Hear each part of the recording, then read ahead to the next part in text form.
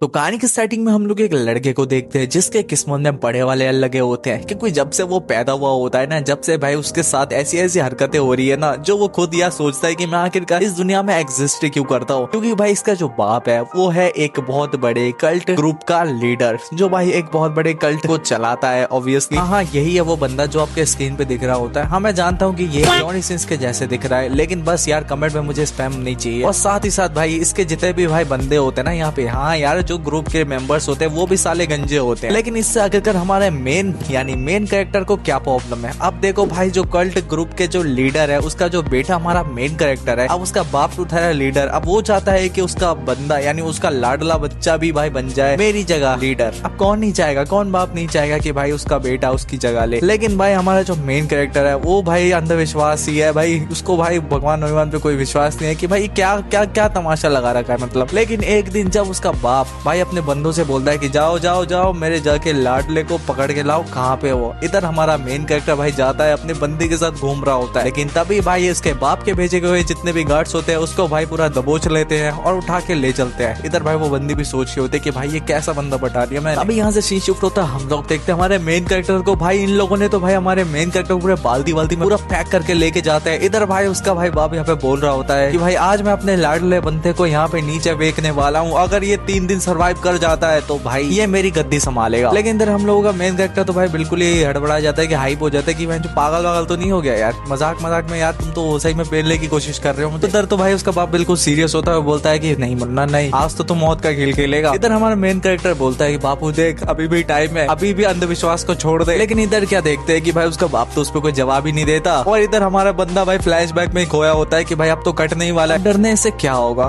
क्योंकि एक ना एक दिन तो भाई सबको जाना ही है। लेकिन तभी भाई वो सोचा था कि भाई जब से पैदा हुआ हूं ना, जब से तो मर्जी से जिंदगी तो भाई जिया नहीं मैंने। यहाँ तक कि भाई जब भी गॉड देखने बैठता था तो तब भी भाई बापू आ जाता था बीच में। लेकिन तभी वहाँ पे उसका बापू आ जाता है और कहता है कि देख लाडले घबराने की बात नहीं है, तू ये लॉकेट पहन, और मैं गारंटी तो नहीं दे सकता लेकिन तू जिंदा जरूर बचेगा और हमारी जो गॉडेस है वो तेरी रक्षा करेगी। इधर भाई हमारा मेन कैरेक्टर मन में सोचा होता है कि भाई यार तेरी अंधविश्वास के चक्कर में मेरे लग गए हैं। और वो यहाँ पे समझाने लगता है कि बापू देख अभी भी टाइम है, छोड़ दे भाई ये सब अंधविश्वास को त्याग दे। तभी उसका बाप यहाँ पे बोलता है कि देख मैं समझ सकता हूँ कि तू क्या चाहता है, लेकिन अभी के लिए अरे फेंको रे इसको नीचे फेंको सब। तभी हम लोग क्या देखते कि जितने भी मेंबर्स होते हैं वो हमारे यूक्विटो भाई को यानी नीचे फेंक देते हैं। और हमें बताना भूल गया इस बंदे का नाम यूक्विटो है। अब इधर यूक्विटो सोच रहा होता है कि अब मरने का टाइम तो वैसे ही, अब तो नहीं लग रहा कि मैं जिंदा बचूंगा। लेकिन जाते जाते एक भाई भगवान अगर है तो एक बात सुन लियो कि मुझे यहाँ पे जन्म मत दे दियो और एक ऐसी जगह पे जन्म दियो कि भाई जहाँ पे धर्म वर्म नाम की कोई चीज ना हो, रिलीजन ना हो, कुछ भी ना हो। भाई अपने कर्म कांड करो भाई, मौज मस्ती में एकदम सिस्टम हैंग करके रहो। अब यही बोल के भाई यहाँ पे अपने यूक्विटो का दी एंड हो जाता है। लेकिन जैसे उसके आगे खोलते है तो वो क्या देखता है कि एक सुंदर सी अप्सरा भाई उसके हथियार में धार लगा रही होती है। तभी वो एक किताब में देखती है और कहती है कि अच्छा ऐसे ऐसे करेंगे तो ये बंदा भाई उठ जाएगा। लेकिन यूक्विटो तो भाई जगा हुआ है। लेकिन कुछ देर के अंदर ही भाई यूक्विटो के हथियार में इतनी धार लग चुकी होती है कि भाई वो कंट्रोल नहीं कर पाता। एंड उसके बाद क्या होता है वो तो तुम लोगों को पता ही है। तो गाइस इस लड़की का नाम बहुत अजीब सा है, तो मैं इसका नाम रखता हूँ रियू। ठीक है, पूरी कहानी में इसको रियू बुलाऊंगा तो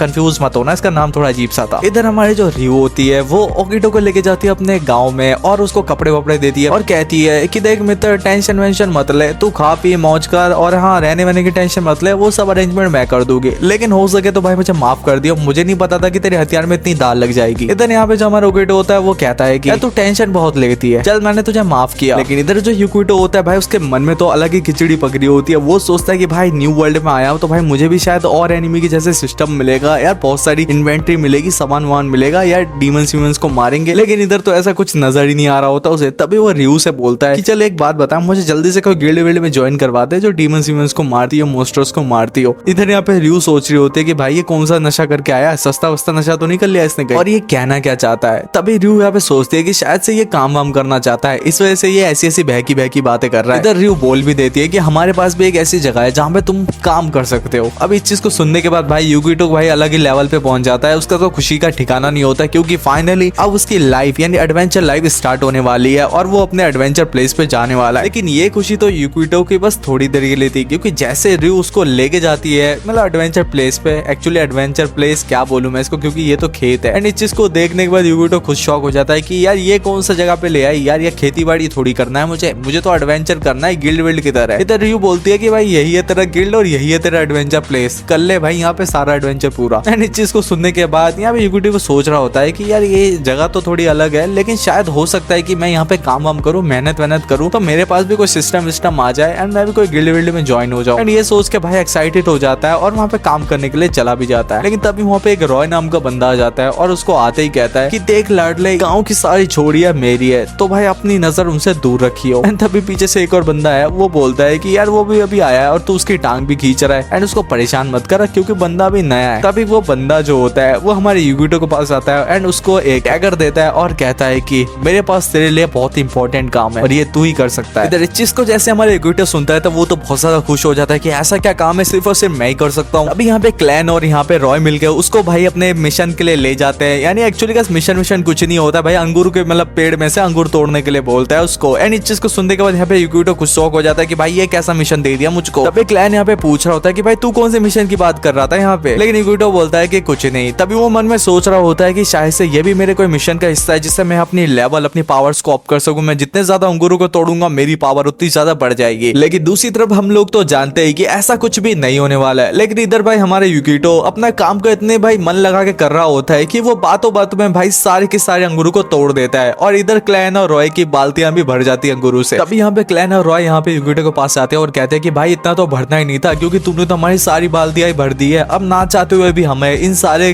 अंगूरों को फेंकना पड़ेगा। तभी यहाँ पे युगिटो बोलता है कि यार तुम लोग अगर फेंक ही क्यों रहे हो इसको, क्यों ना इसको वाइन बना दिया जाए। एंड इस चीज को सुनने के बाद वो दोनों खुश शौक हो जाते हैं कि आखिरकार ये कैसे हो सकता है, क्या तुझे आता है ये बनाना। तभी यहाँ पे युगिटो बोलता है कि हाँ मैं बना दूंगा, तुम लोग फिक्र मत करो, ये सब तो मेरे बाएं हाथ का खेल है। इधर कुछ देर बाद यहाँ पे युगिटो वाइन बना भी देता है जो कि यार काफी ज्यादा रेयर चीज होती है यहाँ पे। और इस चीज को देखने के बाद भाई सब काफी ज्यादा यहाँ पे फन कर रहे होते हैं, चिल मार रहे होते हैं। लेकिन युगिटो हमारा सोच रहा होता है कि यार ये मैं कैसे वर्ल्ड में आ गया, क्योंकि नॉर्मली भाई बंदा जब न्यू वर्ल्ड में एंटर करता है तो वो पहले जाके डीमन लॉर्ड को पेलता है या डीमन किंग को मारता है और यहाँ पे कोई मॉन्स्टर्स भी नहीं है। एंड इस चीज को सोच के वो काफी ज्यादा कंफ्यूज हो रहा होता है और साथ ही साथ कई महीने भी बीत जाते हैं। एंड युगिटो अपना रोज का काम करता था, उसका डेली का रूटीन बन चुका होता है कि भाई वो अंगूर तोड़ता है, वाइन बनाता है एंड पेट्स को खाना खिलाता है। इधर रियू यहाँ पे बोलती है कि यार कभी कभार तुम लोग भी काम कर लिया करो, लेकिन तभी बाकी सारे बंदे बोलते हैं कि नहीं हम नहीं करने वाले कोई काम, हम तो भाई चिल मारेंगे, मौज मस्ती करेंगे। तभी यहाँ पे रियू की जो बड़ी बहन होती है वो बोलती है कि मेरी बहन बहुत ही ज्यादा मेहनती है और काफी ज्यादा खूबसूरत भी है। इस चीज को सुनने के बाद भाई सारे यहाँ पे काफी ज्यादा हैप्पी हो रहे होते हैं, खुश हो रहे होते हैं। लेकिन युगिटो तो भाई अपने ख्यालों में मग्न होता है कि यार मैं जैसा दुनिया चाहता था वैसे तो मुझे कुछ लग नहीं रहा यहाँ पे, ना ही यहाँ पे कोई डीमन है, ना ही कोई मॉन्स्टर है और यहाँ पे तो भाई कोई मैजिक भी नहीं है। अब उसको पूरा यकीन भी हो चुका होता है, लेकिन वो डिसाइड करता है कि यार अब तो वैसे भी यहीं पे इन लोगों के साथ ही मुझे अपनी लाइफ स्पेंड करना है, तो कोई दिक्कत नहीं है, ये भी लाइफ इतनी बुरी नहीं है। इधर से सीन शिफ्ट हो जाता है। हम लोग क्या देखते हैं कि अगले दिन यहाँ पे युगिटो मस्त अपना खेत में भाई काम वाम कर रहा होता है। लेकिन तभी वहाँ पे एक विलेजर आ जाता है जो कि चिल्लाते हुए कह रहा होता है कि भाई सब लोग भागो यहाँ से। पहले तो युगिटो को समझ नहीं आ रहा होता कि भाई आखिरकार ये बंदा ऐसा क्यों कह रहा है, लेकिन थोड़ी देर बाद वहाँ पे एक बहुत बड़ा मॉन्स्टर आ जाता है जो कि भाई सब जगह पे बस तबाही कर रहा होता है। एंड इस मॉन्स्टर को देखने के बाद भाई सब के सब लोग भाई इधर उधर बस भाग रहे होते हैं। लेकिन तभी यहाँ पे रॉय आता है हमारे युगिटो के पास और कहता है कि भाई ये मॉन्स्टर बहुत ही ज्यादा अजीब सा और बड़ा है, भाई हमें यहाँ से भाग लेना चाहिए, तू यहाँ से जा, मैं इसको रोकने की कोशिश करता हूँ। एंड ये बोलने के साथ ही जो रॉय होता है भाई वो अपने पास से किताब निकालता है और मंत्र पढ़ने लगता है। एंड इस चीज को देखने के बाद भाई युगिटो तो भाई बिल्कुल खुश हो जाता है कि फाइनली भाई एक ऐसा बंदा मिला जो मैजिक करना जानता है। एंड इस चीज को देखने के बाद भाई युगिटो काफी ज्यादा हैरान हो रहा होता है। लेकिन तभी थोड़ी देर बाद रॉय बोलता है अबे बहन के भाई भाग ले यहाँ से, मुझे कोई मैजिक करना वरना नहीं आता। इधर वो जो मॉन्स्टर होता है भाई वो उन दोनों के पीछे पड़ चुका होता है। इधर युगिटो और रॉय भाई भागते भागते भाई जंगल में घुस जाते हैं और एक गुफा के अंदर जाके छुप जाते हैं। इधर युगिटो रॉय से बोलता है कि भाई एक बात बता कि हम लोग भाग क्यों रहे हैं, हम उस मॉन्स्टर से लड़ाई क्यों नहीं कर रहे। इधर रॉय बोलता है कि भाई मुझे लड़ना वड़ना नहीं आता और मुझे क्या यहाँ पे किसी को भी लड़ना वड़ना कुछ भी नहीं आता, हम भाई मौज अपनी मस्ती से भाई जिंदगी काट रहे हैं। एंड इस चीज को सुनने के बाद भाई हमारा जो युगिटो होता है वो बिल्कुल ही शॉक हो जाता है कि आखिरकार वो एक ऐसी दुनिया में जी रहा है जहाँ पे भाई किसी को डिफेंस करना नहीं आता है। तभी युगिटो यहाँ पे बोलता है रॉय से कि एक बात बता कि वो किताब किस चीज का है जिसमें तू देख के मंत्र पढ़ रहा होता है। इधर रॉय बताता है कि अबे वो किताब तो ऐसी है, अच्छा तू उस किताब की बात कर रहा है ना, अबे उसमें तो बस भागने के अलग अलग तरीके लिखे हुए हैं, ये बुरे से बुरे सिचुएशन में कैसे बचा जाए। एंड इस चीज को सुनने के बाद भाई युगिटो बिल्कुल ही टूट चुका होता है और उसको पूरा विश्वास हो चुका होता है कि जिस दुनिया में वो जी रहा है ना वहाँ पे कोई मैजिक वेजिक नहीं है, ना ही यहाँ पे कोई सिस्टम। अब इधर युगिटो जैसी भाई लाइफ एक्सपेक्ट कर रहा था भाई ये वैसी लाइफ तो नहीं है, लेकिन धीरे धीरे वो भाई बुरा मानना भी बंद कर देता है क्योंकि भाई जैसी लाइफ वो चाह रहा था वैसी नहीं है। लेकिन ये लाइफ इतनी ज्यादा बुरी भी नहीं है क्योंकि यहाँ पे युगिटो के पास इतने दोस्त है जो भाई उसकी काफी ज्यादा केयर करते हैं जो कि पिछली लाइफ में नहीं थे। एंड इधर रियू यहाँ पे युगिटो से पूछती भी है कि यार तुम जब से इस विलेज में आए हो ना तो भाई सभी के सभी जितने विलेजर्स है ना वो काफी ज्यादा खुश रहने लगे, क्या तुम यहाँ पे हम लोगों के साथ ही रहना पसंद करोगे। इधर युगिटो बोलता है कि भाई जलवा है हमारा। एंड वो कहता है कि हाँ हाँ क्यों नहीं, अब से मैं यहीं पे रहूंगा तुम लोगों के साथ। एंड इस चीज को सुनने के बाद भाई जितने भी विलेजर्स होते हैं ना वो भाई काफी ज्यादा खुश हो जाते हैं कि फाइनली यूकिटो भाई अब हम लोगों के साथ रहेगा। एंड यूकिटो यहाँ पे सोच भी रहा होता है कि यार जैसी लाइफ में एक्सपेक्ट कर रहा था ये वैसी तो नहीं है, लेकिन ये लाइफ इतनी ज्यादा बुरी भी नहीं है क्योंकि यहाँ पे इतने ज्यादा अच्छे अच्छे लोग हैं जो मेरी काफी केयर करते हैं। यहाँ से सीन शिफ्ट हो जाता है, हम लोग देखते हैं जो यूकिटो होता है भाई वो जंगल में भाई ढूंढ रहा होता है कुछ एंड इधर उधर घूम रहा होता है। तभी उसको यहाँ पे एक मरे हुए जानवर की बॉडी मिलती है एंड इस चीज को देख के वो काफी ज्यादा शॉक हो रहा होता है एंड उसको उठा के वो सोचता है कि वो दफना देगा इसको कहीं पे। लेकिन तभी उसको पीछे से भाई किसी की आवाज आती है आने की एंड वो पीछे देखता है कि भाई दो परछाई जो होती है वो लिटरली उसकी तरफ बढ़ रही होती है। एंड इस चीज को देखने के बाद भाई हमारा जो यूकिटो होता है भाई उसकी फट के हाथ में आ जाती है कि भाई ये क्या है। लेकिन तभी हम लोग क्या देखते हैं कि भाई परछाई में से कौन निकलता है, रियू और रॉय निकलते हैं। एंड इस चीज को देखने के बाद भाई हमारे यूकिटो जो होता है वो बोलता है कि भाई तुम दोनों यहाँ पे क्या कर रहे हो। इधर यहाँ पे रियू और रॉय जो होते हैं वो बोलते हैं कि भाई हमें तेरी फिक्र हो रही थी तो हम भाई तुझे ढूंढने के लिए यहाँ पे आ गए। इधर यूकिटो बोलता है कि अच्छा अच्छा ऐसी बात है। यहाँ पे जो रॉय होता है वो यूकिटो से बोलता है कि भाई तू मुझे अपना दोस्त मानता है ना। इधर भाई यूकिटो पे बोलता है कि हाँ हाँ मैं तुझे अपना दोस्त मानता हूँ, लेकिन तू ऐसा क्यों पूछ रहा है। यहाँ पे जो रॉय होता है वो यूकिटो से बोलता है कि देख भाई मैं तुझे आज एक ऐसी किताब के बारे में बताने वाला हूँ जिसको पढ़ने के बाद भाई बंदे के पास एक अलग ही लेवल की पावर आ जाती है और भाई ये बंदा गायब भी हो सकता है, भाई कुछ भी हो सकता है भाई वो बंदा, और जिसने भी भाई वो किताब पढ़ा है वो भाई बंदा दिखाई। तभी यहाँ पे यूकिटो बोलता है कि भाई ऐसी कौन सी किताब है। इधर तभी जो रॉय होता है वो बोलता है कि यहाँ पे बहन के भाई थोड़ा धीरे बोल, अगर तूने उसका नाम ले लिया तो तू भी गायब हो जाएगा। इधर यूकिटो बोलता है कि बहन जो ऐसी कौन सी किताब है जिसको पढ़ने से बंदा गायब हो जाता है। तभी यहाँ पे रॉय जो होता है वो यहाँ पे यूकिटो को कान में बोलता है कि भाई इस किताब का नाम है कि लड़कियों से कैसे बात किया जाए।